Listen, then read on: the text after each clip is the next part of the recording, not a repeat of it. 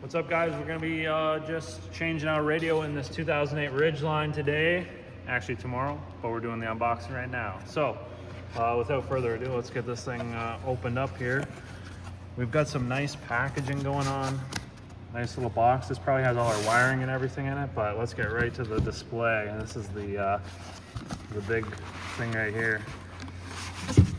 This is a 10.95 inch QLED display.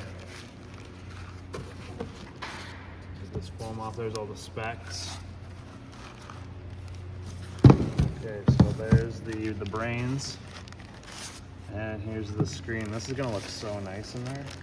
They put this fancy packaging on here, and it just makes everything feel like it's really good quality.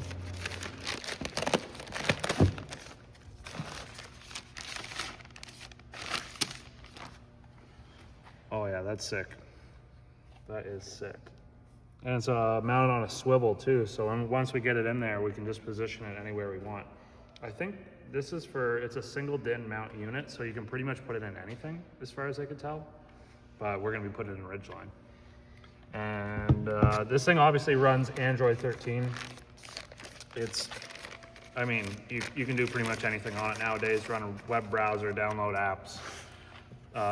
You got Apple CarPlay, Android Auto, everything you would want, right? There we go. Like I say, there's the brains. And this is your single DIN unit that we're gonna screw into the dash to the mounting plates. We've got a bezel kit coming for this thing to make it look all pretty and proper. And I believe this just basically plugs into here. So like if you wanted to, say you wanted to, like, you're parked at the airport or something like that, you could just unscrew this and unplug it and hide it somewhere if you want, or move it out of the way or whatever. It's just two pieces to connect together. So that's pretty sick.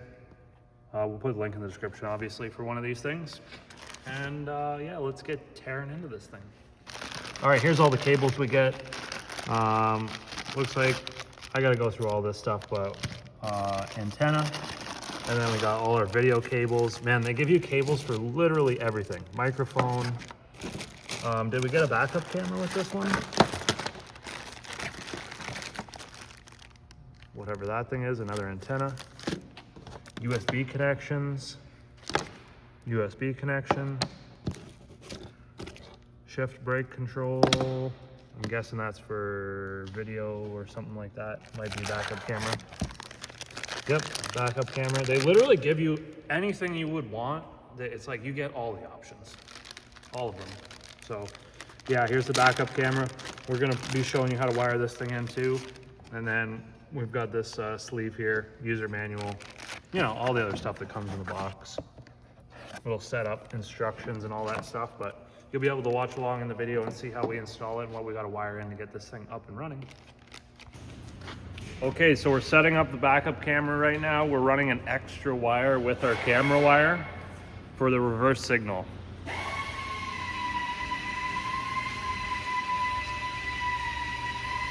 Okay, so now we've just found a spot that is convenient for the camera to go, which we're gonna put right here. And then we've drilled a 1/2 inch hole so that we can pass the video cables through. That's the red and yellow one. And we're just gonna fish this through like this. Now we're just gonna get some screws and mount this thing like so.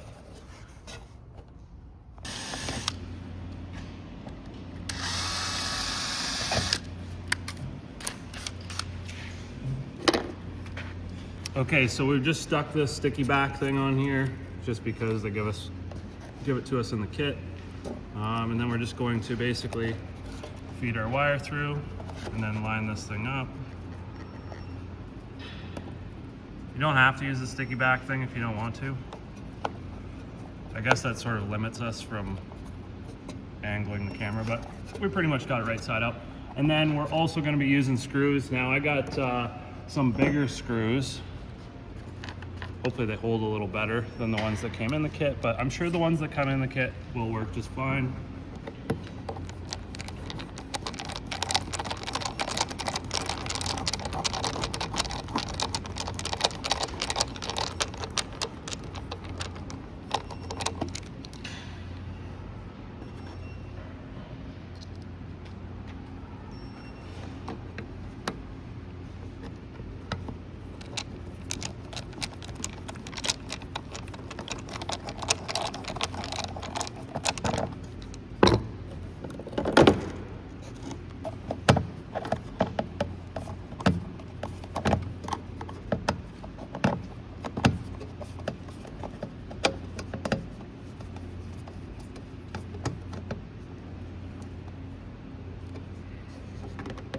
There is little Phillips screws that are on the side, so we're gonna have to tighten that down. We'll leave them loose right now until we get everything wired up.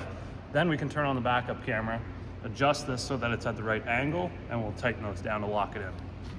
Okay, so we're gonna take this light out. We need to get to the reverse light. So a couple 10mm bolts here. And then once we get those out, this light should just pop off. You can see we've got a couple studs here that just snap into the body. This is our reverse light right here. And you'll notice we've got an orange wire and a green wire. So the green wire is going to be power and the orange wire is going to be ground. We want to tap into the green wire, and then that way we'll have, when you put the truck into reverse, you're going to have power on that wire, and that's what turns the light bulb on. But that's what's also going to feed the radio a signal to tell the radio that the truck is in reverse, which will turn the camera on. So let's get this wiring out a little bit, and we'll hook up our white wire that we added to the camera wiring in the beginning and run it down through. Okay, so here's the green with the black tracer wire. This is our reverse light wire on the driver's side.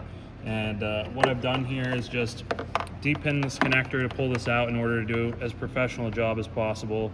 We have the wire that we've strapped, like I said, to our camera wiring. And I've teed in here, and then we've used heat shrink to basically seal that. Okay, now we're just going to tape this up and make it look all pretty. Nice that Honda actually gives us like this short little taillight harness so that we can actually take it out and work with it out of the vehicle. But yeah, we'll just do this. Basically put this sheathing back over everything, get it taped up nice, and then there we've got our camera trigger wire coming off of the light harness so that when you put the truck in reverse, the reverse light comes on and it also turns the backup camera on.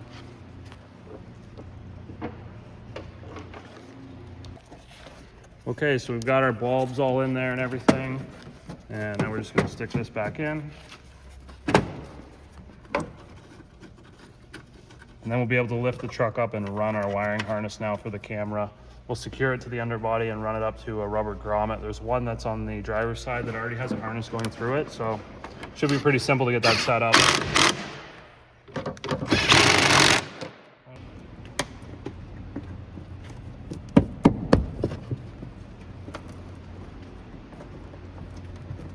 All right, so we're just taking the fender liner out right now so that we can run the wiring up and over all the suspension and moving pieces. And that way my goal here is to just tie our video harness into the existing wiring harness, zip tie to that, which is going to lead us up to that rubber grommet in the front of the truck.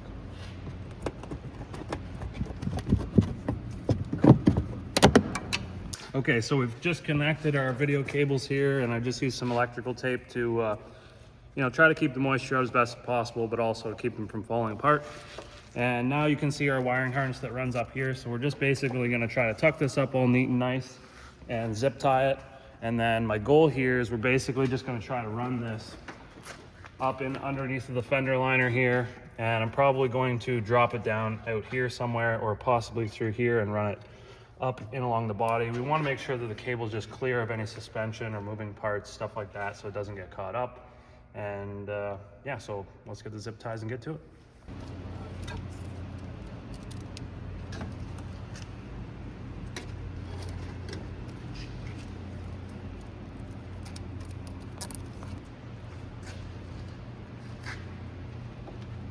Okay, we're just zip tying this to the parking brake cable right now. Where the wiring harness goes, I was sort of deceived because it goes in behind a secondary panel that we can't really get to. So we're just tying it to this parking brake cable. That should be fine. Using zip ties. And there's where we're trying to go, which is right here. That's the rubber grommet that we're going to pass through. Okay, we cut the tape. And then now we can stick our wires up through beside the existing harness, and then we'll put this back into place. This rubber grommet just sits into the floor. So let's get that through. I'm gonna grab some silicone spray. It's gonna make the rubber slippery and aid in the installation.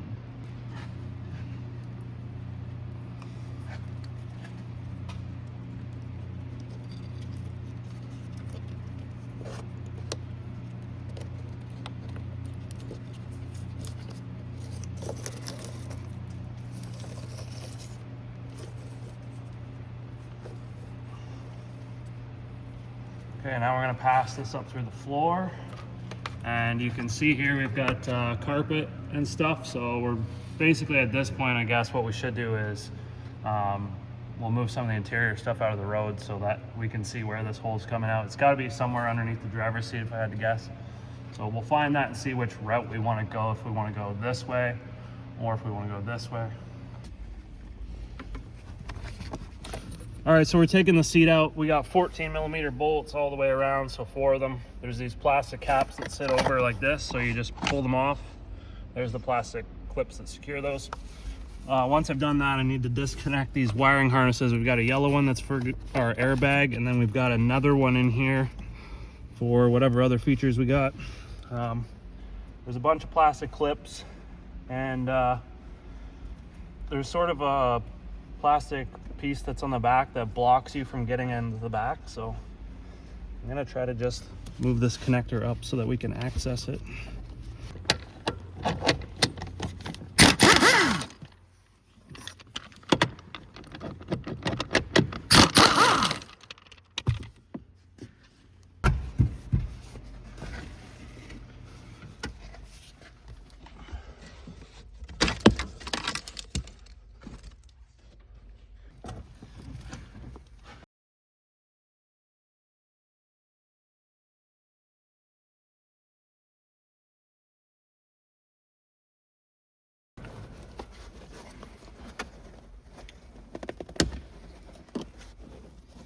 I'm like really tempted to just like slice them.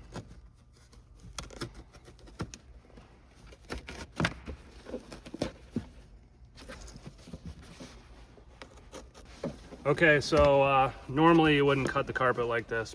This is an older vehicle. It's got high mileage on it and the owner approved to do this. Normally you would remove a lot of the interior to get to this point. The grommet that we have that passes through the floors underneath of this plastic air discharge duct that runs under here just to blow warm air or cold air to the passenger compartment in the rear. So we basically just want to try to flip this carpet up and then pull this out. I think that's the game plan anyways. And poke that through? Yeah, sure.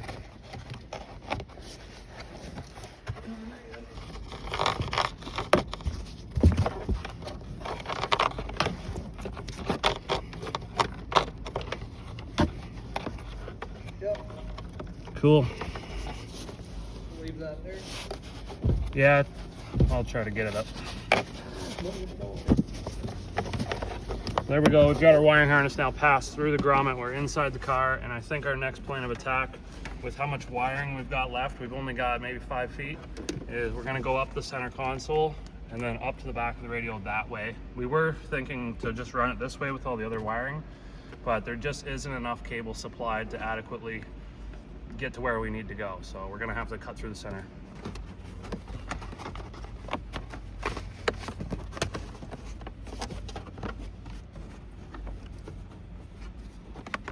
Okay, something like about there. I'm gonna take this other panel off that's on the inside.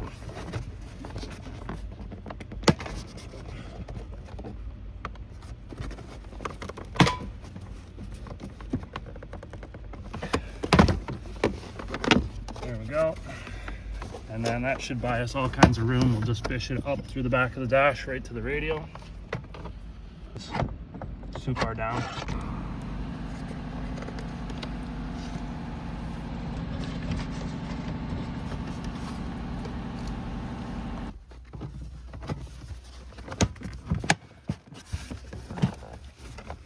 Okay, that piece is back on. We've got our backup camera stuff pretty much run up to here where we need to go.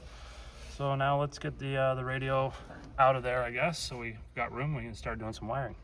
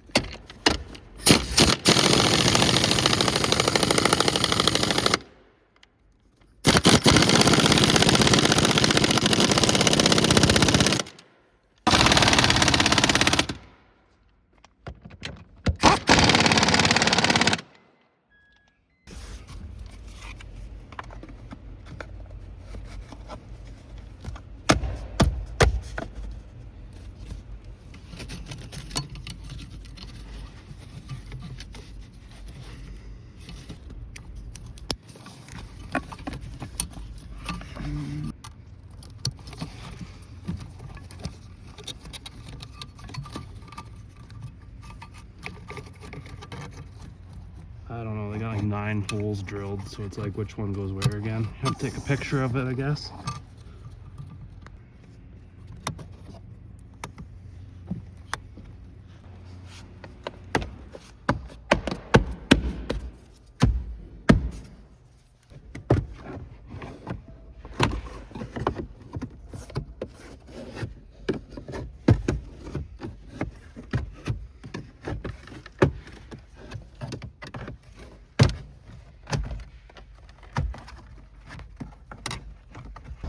Drop wheel.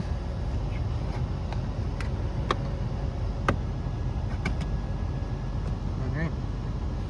Start unplugging all your clips.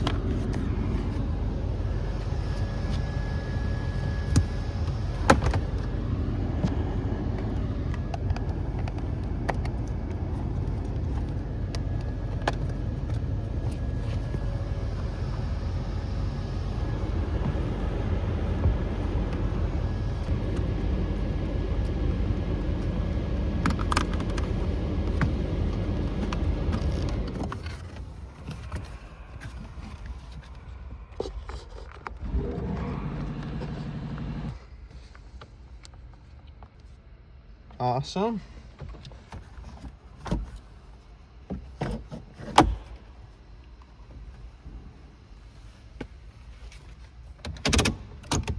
All right, so taking off the this faceplate and changing out this deck, it's pretty much exactly the same as what we're going to show you here with this aftermarket radio that's in here. Just basically, you know, your factory radio is going to be in here, but you're still going to have the 4 screws that are accessible, and then from that point, this whole thing pretty much comes out. This comes with it as one big unit, and then you would just unplug it from the back. And there's also a hazard switch that needs to get unplugged as well in order to take everything out.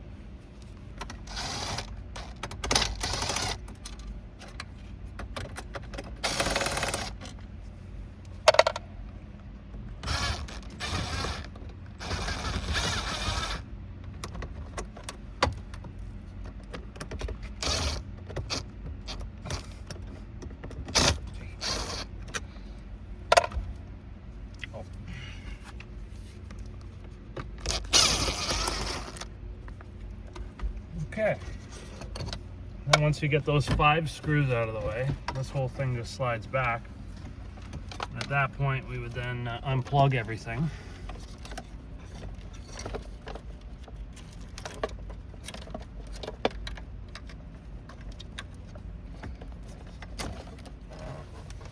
Cool, and then there's our little green plug here for the hazard switch. There's a little pressy button thing on the side you got to press down. And then you would have basically your factory radio here. In order to take the factory radio out of the mount, you'll notice there's going to be 4 screws. Because we have a single DIN aftermarket radio, we only have 2, but your factory radio will have 4 on each side. And you can either use a number 2 Phillips, or I believe it's an 8mm socket in order to get those bolts out. So let's get this thing stripped down and we'll mount up our radio. Okay, so we've got our harnesses. This is going to be the factory side wiring, and this is going to be the radio side wiring that's supplied in the kit. Now, normally you would just wire these together. You can see how all the colors would match up. We've got a bunch of these here, which are going to be your speaker wires basically. And then everything on this side is going to be power, ground, ignition switch, illumination for lights, things like that, which match up to the aftermarket plug here. This plugs into the factory harness. So this is sort of an intermediate plug that's specific to the Ridgeline. So you buy this as a harness, you have your factory radio plugs that are sitting there, plug that in so that you don't have to cut your factory wiring, and then you would take this and wire these together so that you have a harness. So everything's just plug and play. You don't have to cut the original wiring apart or anything like that. Now in this case, we have a individual amplifier for the speakers. It's a whole different setup. And with the original Ridgeline system, for base model anyways, the amplifier's in the factory radio. So in our case, seeing as we have a standalone amplifier, we're going to have to run the speaker wires directly to the amplifier and not hooked up like this. So we're gonna do all the connections we need as far as power, ground, ignition switch, and some other minor wires.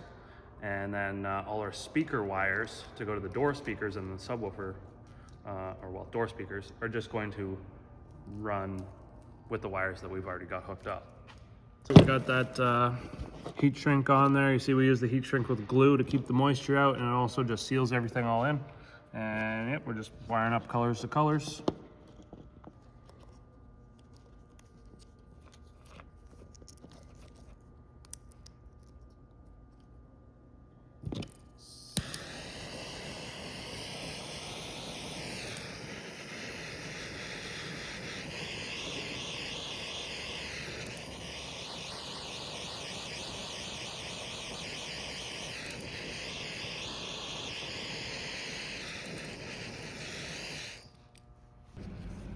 All right, we're just installing the microphone now. And we're just gonna tuck this wiring in behind this trim panel and run it down, and then in behind the dash to come out to here. We're basically just installing all the accessory pieces. So antenna, microphone, USB outlets, wherever we want those to come out, and everything that's gonna be outside of the dash. And then the last thing we'll do is just basically plug it all in and wire in this as well. This is our main harness for speakers and power and everything else. Okay, we're just tucking the wiring right now underneath of these panels, running it down. And you can see, like I say, you got all kinds of wire. So now we're just gonna run it underneath of the dash.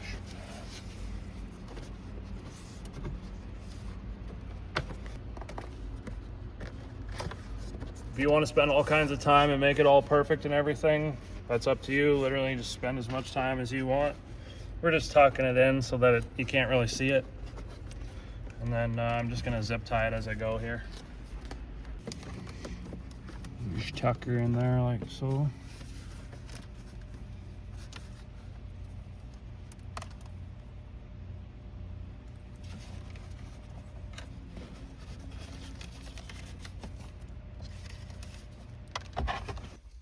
All right, we'll try for this one.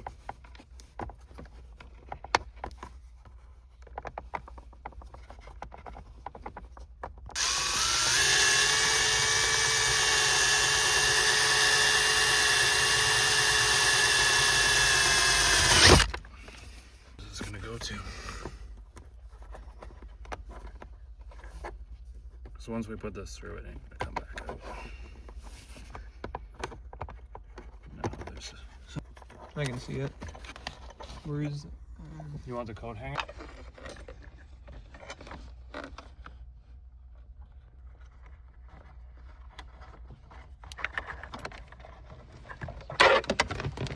All right, so this is just one of the USB cables. You can see it says CarPlay on it, so that's what you would hook your phone into if you wanted to charge the phone and also transmit information to the radio. There is also a double version, but we're just going to use the single version. All right, we've got the GPS antenna. So this thing you can just stick to the inside of the dash. It doesn't have to be on the outside. And then we'll just stick this other one underneath of here. This is a antenna for 4G. So if you stick a SIM card in the SIM card reader slot, then you can use this antenna to pick up 4G signal. If I can get this thing to start. Same deal. Just find somewhere that's flat and stick it in there.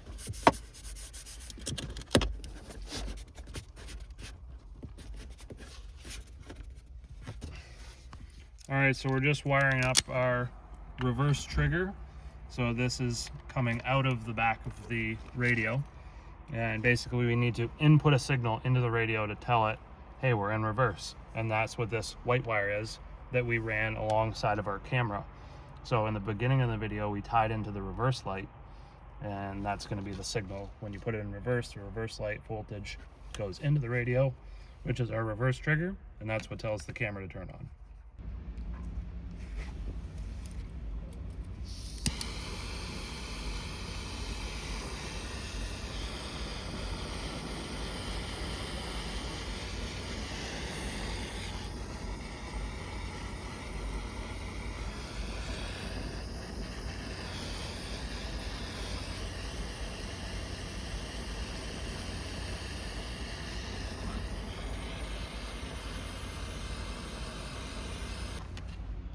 microphone. Alright, we're just taping up all of our RCA connections so they don't fall out, and also we don't want anything shorting out on each other. We got so many wires and a lot of metal brackets, so we don't want anything to ground out or short out. Just like this wire here. Alright, the single red wire that comes out of our camera, this is our camera lead up at the radio. We're going to tie that also into our reverse trigger wire. That's what's actually going to power the camera.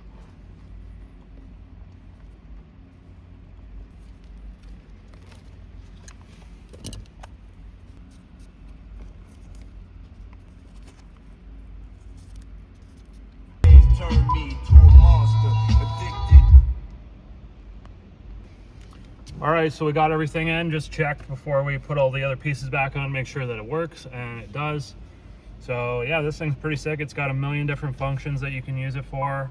But like I say, basically hook your phone up, use Android Auto, Apple CarPlay.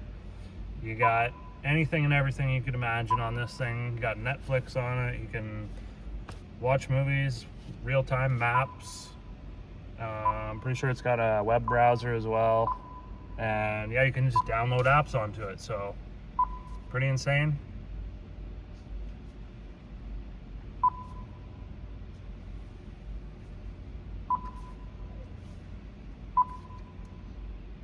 Oh yeah, I was telling you in the beginning, you can get a SIM card and put that in the slot so that you got data on here, so that you don't have to have your phone with you. You can also use this to broadcast hotspots in case you got kids that are in the back, and that's a pretty cool feature too. So yeah, like there's just a billion different features.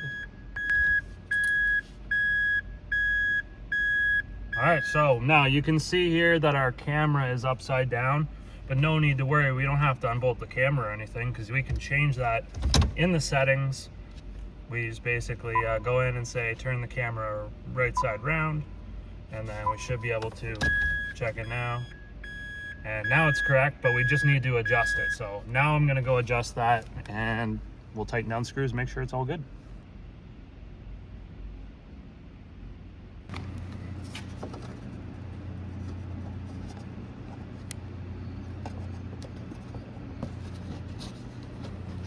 All right, here's the kit from Metro with the part number, and we've just unscrewed the brackets off of this here, and we're just transferring this over. So just as simple as lining all this up.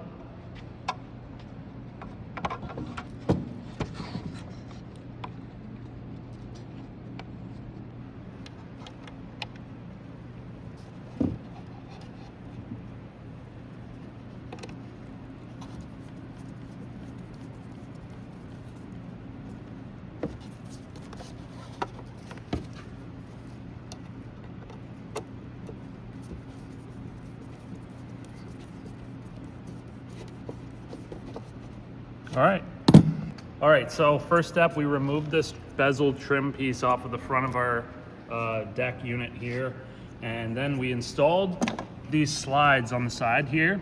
So these are gonna anchor into the radio head unit, and they also have some locking tabs that secure the radio into the bezel.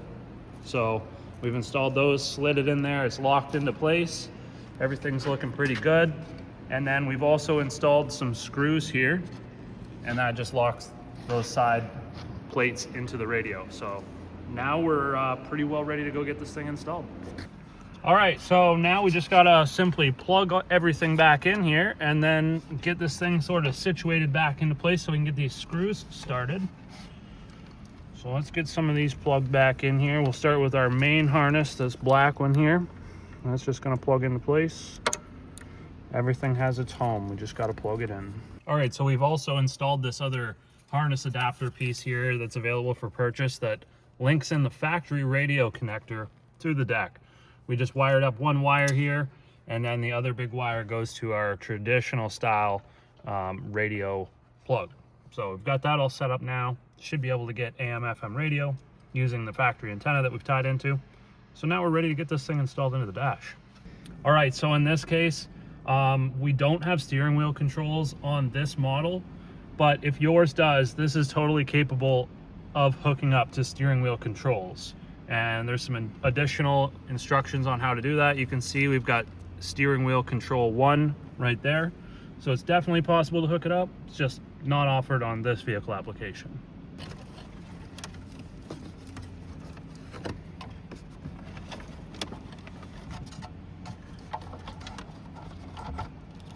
Lines up just like it's OEM, and then all we've got to do is screw this thing in.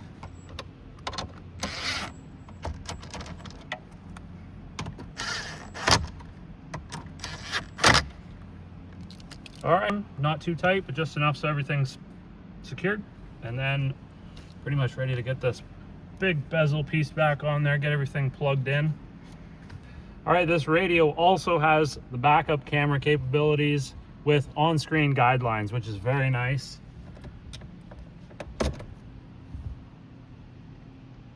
Look at that, we got the guidelines that are gonna show us roughly how far away we are from something. That's perfect. All right, we're just gonna push that car button. That brings us into CarPlay right now. So we've got maps, and we've got music, and then we've just got pretty much everything that you're gonna need for Apple CarPlay. It's fantastic. Easy to use, and to go back, you just push this button right here, car, and that takes you back to the screen previous.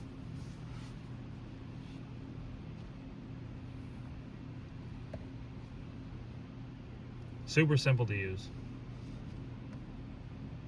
All right, this thing also has a built-in equalizer, and this thing's pretty crazy. I mean, every option plus more options that you could think of, this thing has. We've got insane adjustability. We can go into bass boost, change anything you want here, front and rear, 3D surround sound. I mean, if there's some sort of adjustment, it's literally got everything that you could imagine. You can pinpoint exactly where in the vehicle you would want. So for the driver's seat, this makes it sound like all the speakers are equally around you, instead of, you know, this door speaker's a little bit further away. It'll compensate for that so that you can pinpoint exactly where you want the sound to go to. We've got high and low filters, and just, yeah, pretty much anything you could think of plus more this thing has in the EQ mode. All right, this thing's also got a built-in YouTube app as well, which is super awesome. You can search up anything, watch all kinds of videos just like you can on your phone. And yeah, just doesn't get any easier than this. You hang out in the car, watch videos. All right, so you can see the resolution on the screen is pretty dang good. No complaints here. And it's got all the different features and stuff on the app, just as if you were on your PC or on your phone. It's pretty nice. There's this other cool function with onboard diagnostics where you can plug something into your onboard diagnostics port, and it'll link up with your radio so that you can do a check engine scan. It gives you all sorts of real-time data, graphing, wheel speed sensor information, all sorts of different stuff. And it's all real time, which is fantastic. You can set up a bunch of different gauges if you want to know engine coolant temp, oil pressure, like any of the sensors that are on the car. You can basically just put them onto here, and it shows you all kinds of great information. All right, so that's pretty much it. Super awesome addition to your Honda Ridgeline or any other vehicle, really. This fits so many different applications. But check the link in the bio. We got one down there for you. And yeah, hopefully you enjoyed the video. Give it a thumbs up. Don't forget to subscribe, and we'll see you in the next one.